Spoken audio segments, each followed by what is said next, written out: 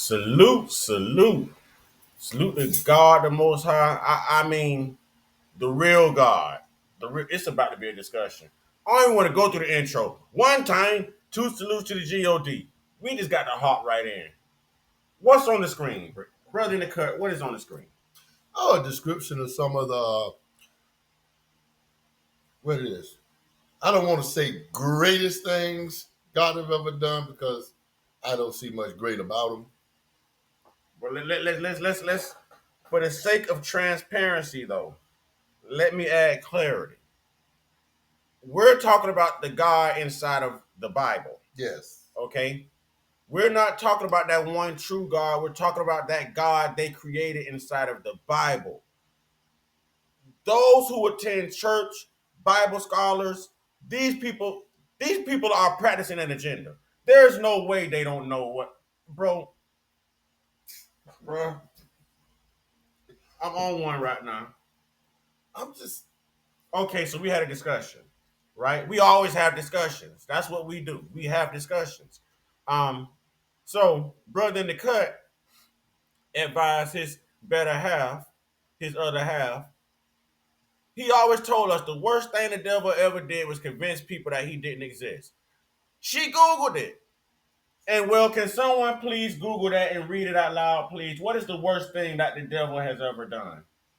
For starters, they don't turn. Stay right here.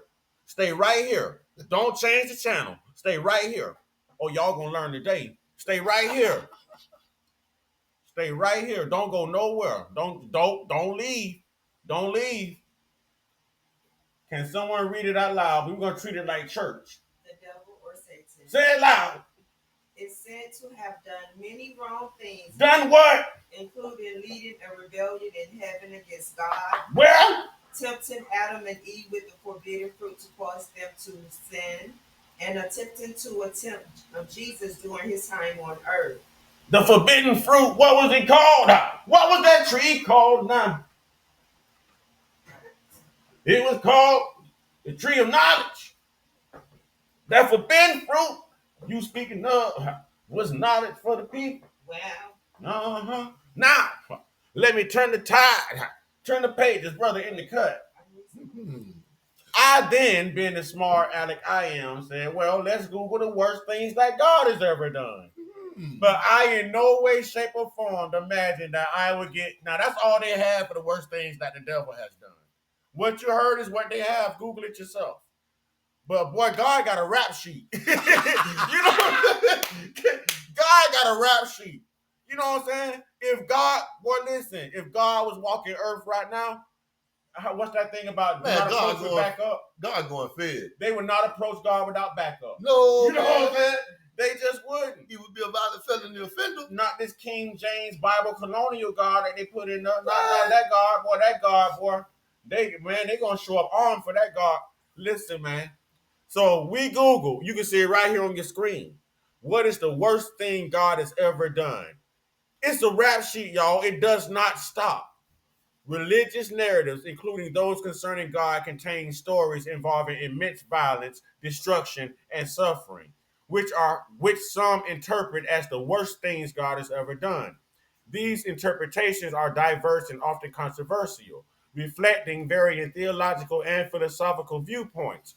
In the Bible, particularly the Old Testament, some of the most frequently cited events include, and then it gets into the Great Flood. Oh, it's going to let me move it. Ladies and gentlemen, let's get into it. It starts with the Great Flood. The flood narrative in the book of Genesis is often raised in discussions of God's most severe acts. The event. In this story, God observes that humanity is universally corrupt and filled with violence. Grieved by this, God decides to send a massive flood to destroy all life on earth, saving only Noah and his family and two of every kind of animal. How selfish! How selfish! Benevolent is he. Did he love his neighbor as he loved thyself? Don't sound like it. That don't sound Thou like it. shalt not kill. Sound like he loved to crack his neighbor across the head. Thou shalt not kill. What happened to that? Oh my God. All right, controversy. Critics point to the total destruction of humanity, including infants and children, as an act of disproportionate collective punishment From a different perspective, the narrative is viewed as God's grieving response to humanity's irredeemable wickedness and necessary act of decreation to restore creation's goodness. Um, um, so off everybody and remake everybody and hope that I That mean, changes it. is that God's grieving response to humanity's irredeemable wickedness and a necessary act of decreation to restore creation's goodness. How are you going to restore creation's goodness by decreating? But we know that is unaliving. You know Yes. what I'm saying? We know that is unaliving. The plagues of Egypt, y'all. Egypt, y'all. The plagues of Egypt. Why would God be mad at Egypt? And this one gets me the most because everybody refers to the devil as sacrificing children. So the worst thing that the devil did was convincing people that he didn't exist. And it says that the devil used trickery to convince Adam and Eve in the Garden of Eden to eat of the tree of knowledge. But God it says not once has he unalived or caused harm to so anybody. so this made up God was mad that the devil came along and told the truth and said, hey, if y'all want to be smart, eat this fruit. But God told us not to. Well, God wants y'all stupid and dumb. So God is the reason that the jailhouses and the prisons are full. That tells you the Bible, the narrative in the Bible that they're giving you now is nothing but a fairy tale. In a fairy tale, I can make a worm eat through steel. Bro, dude, for Satan to have the rap that he has, God has a rap sheet. This colonial, biblical, King James, Gideon's new translate, whatever. You know, bro, this is not. Let's read, ladies and gentlemen. Let's read. Wow. The primary objection is the unaliving of innocent firstborn children. The story also describes God hardening Pharaoh's heart, which has interpreted as God manipulating the Pharaoh to prolong the plagues, thus increasing the demonstration of divine power at the cost of immense Egyptian suffering. He was pouring it on.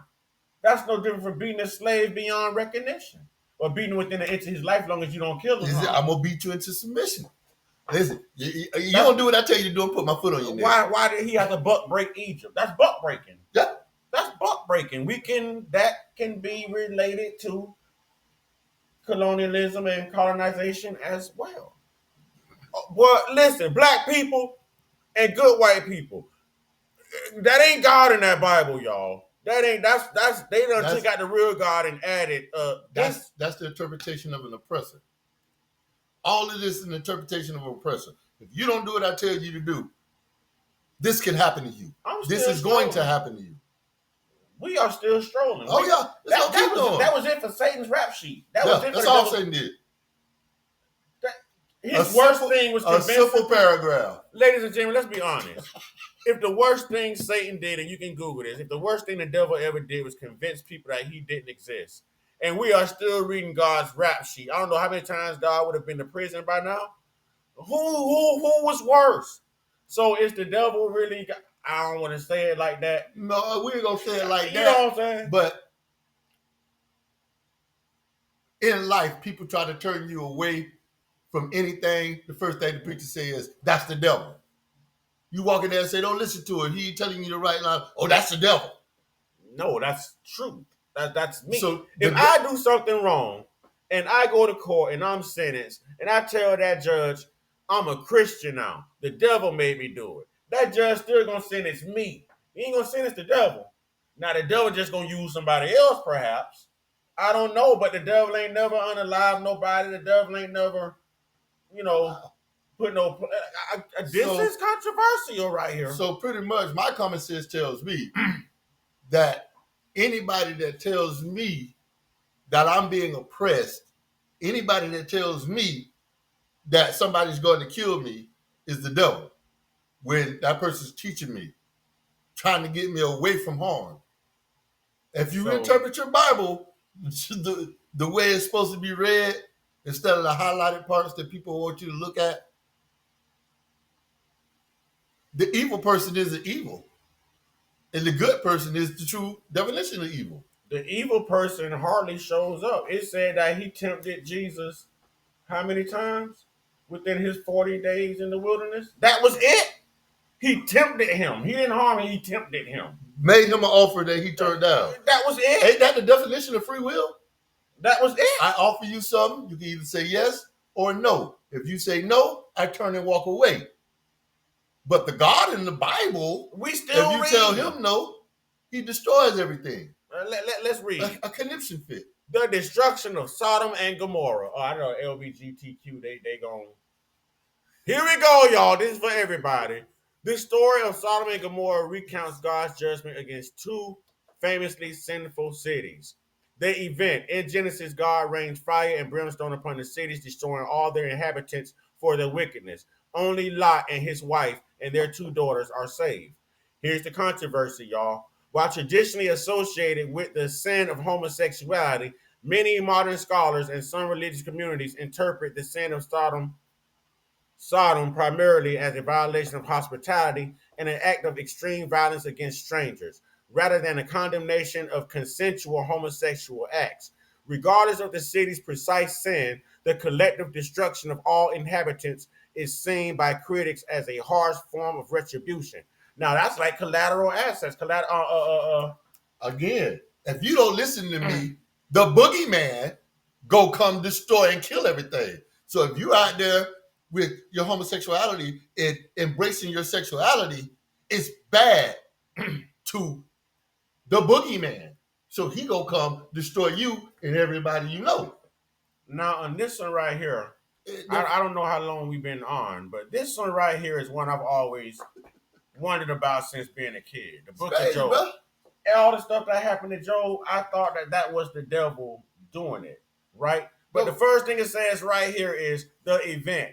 God allows Satan to torment the righteous man Job as a test of his faith. As a result, Job loses his children, servants, and wealth, and is afflicted with painful boils. Just to prove how much I love you, I got to lose my children, lose my job, I shouldn't have no servants to begin with, lose my wealth, and go through pain. What God would want you to go through that?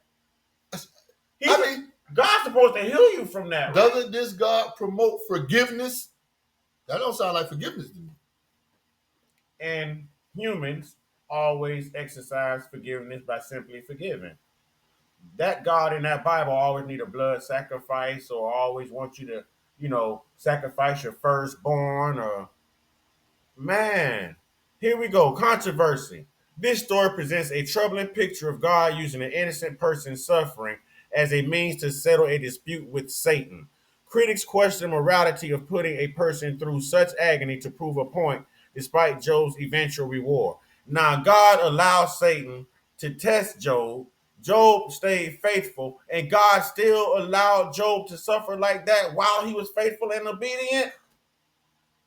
And it seems like Satan was saying, I'm going to show you who God really is. Watch this. Just a game. And you're like, you think this God and this Bible is so great? Watch what I'm going to show you right now. I'm just going to tempt you, and he's going to let me tempt you. But I'm not going to hurt you. Watch who hurts you.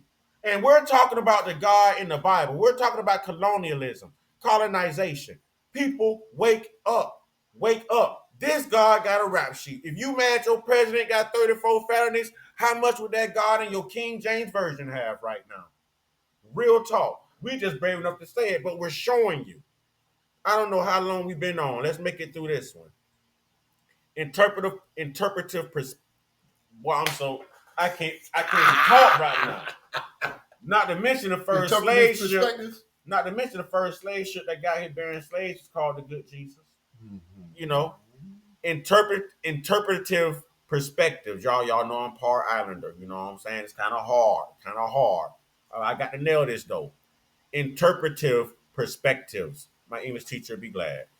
It is important to remember that for believers, these biblical stories are understood differently within their theological frameworks. Punishment for evil. Many of these events are contextualized as God's just punishment for humanity's pervasive wickedness and disobedience. But he made us, though, and we're supposed to be perfect because we were made in his image and his likeness. Why would he do that to us? Well, he did it to his son, too. He crucified Jesus, they say. Okay. Covenant every damn, I just thought about what I said. Covenant and redemption. The flood and the plagues of Egypt are sometimes viewed within a larger story of God's covenant with humanity and the redemption of a chosen people. Uh-oh. I'm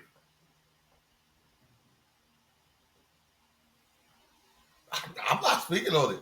I, I did what I had to do to get us to this point. The As, flood and the plagues of Egypt. Egypt was once a part of Africa, still is. again, if you don't do what I tell you to do, I am going to put my foot on your neck. I am going to destroy and take everything you hold dear. I am not going to forgive you. If y'all wonder why they George Another Floyd boogeyman story. and they wonder why they George Floyd us, bro. They've always George. Listen to this. Does not sound like God. This don't sound like the God I pray to. Because the author, he gets to write the narrative. He gets to write, okay, so you don't want to listen to me. I'm going to go to this book and I'm going to write that God said. Now, when you read this book, and it says, God said you got to let me beat you within and into your life. God said that killing your family and children is a just punishment. We haven't even gotten into slavery You're yet. going to believe that. We haven't even touched on slavery. That shows you that the Bible is authored by human. The greatest flawed thing on earth. By racist colonizers, bro. A colonizer wrote your Bible. They created your God. They created your Savior. Ladies and gentlemen, wake up. I'll go ahead and say it. If you want to unsubscribe. I'm showing you. Don't get mad at us. Get mad at Google. All these lies should have quit when the internet hit. Transcendence. Some traditions understand that God's actions operate on a scale beyond human morality, arguing that divine motivations cannot be judged by human standards. Tell me why they can't. Tell me why they can't. Tell me why they can't. Human standards is what put it in the Bible. Oh my Lord! And notice we even touched on slavery yet, and He allowed that. He allowed women to be sold, women to be raped. You know what I mean? Like, And they and the people that raped them, they had to marry. So somebody beat you, brutalize you, take everything, and now you're forced to be with that person. Man, y'all better be careful. Why my God, the higher power I believe in, wouldn't allow that? Man, y'all better be careful what y'all around here believing in, man. Cause this right here, this right here, man. Wow, man. Y'all better make sure it is what it is. Cause sometimes it ain't what it's not. You know what I'm saying? Like this is, and we have pastors that take y'all money and feed y'all this. Feed y'all this, so it's that the devil or is that God. If the devil want to give you knowledge, and he only told the truth, and he only allowed God to tempt you, and what did the devil really do wrong? Seems like the devil gave you free will. I'm not a devil worshiper. He said, but I'm not this colonial God worshiper either. Like I'm kind of stuck right now. I knew that religion. That's why I'm spiritual, bro. That's why I'm spiritual. yo, like I say, I have a higher power. That's not the devil. But I also have a high sense of right or wrong. And I don't see where in the Bible this evil entity has taken any lives,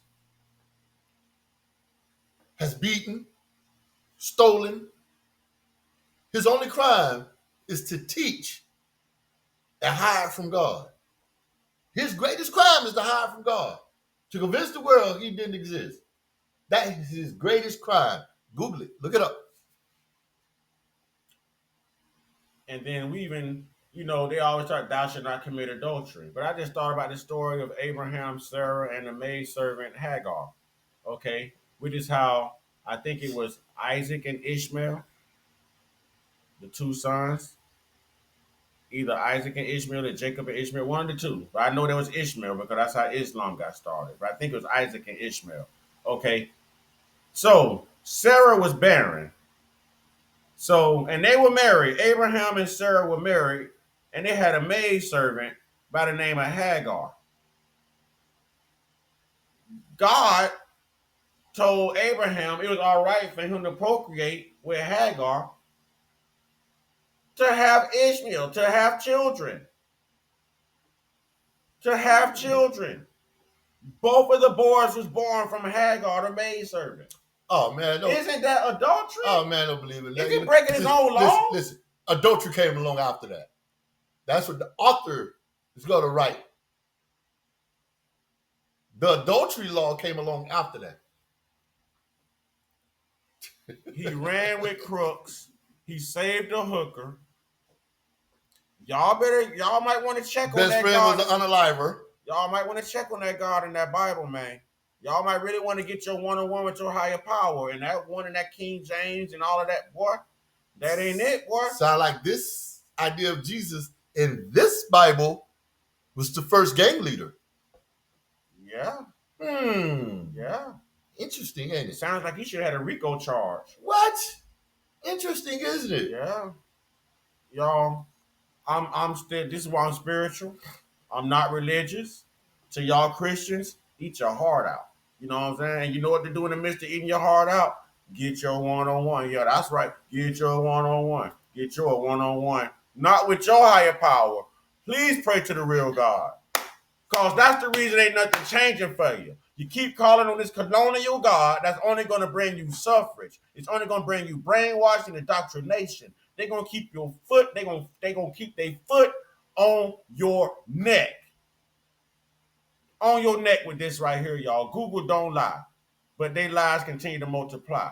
You know what I'm saying? Because sooner or later he gonna tell you to wash out your sins. You got to walk in front of the semi. Keep it up. How many people gonna do it? Keep it up. Man. Keep it up. Man, y'all stay prayed us, stay blessed us, stay meditate us, stay protected, stay real, stay conscious, stay uncut, be inspired, be great, be you. Boy, y'all better not jump in this comment box with that foolishness, man. I'm telling you, I'm gonna tell you about you and your God. Keep on now. Keep on. Keep on. There's the research in front of you. Just read. Ah, shit. Lord have mercy.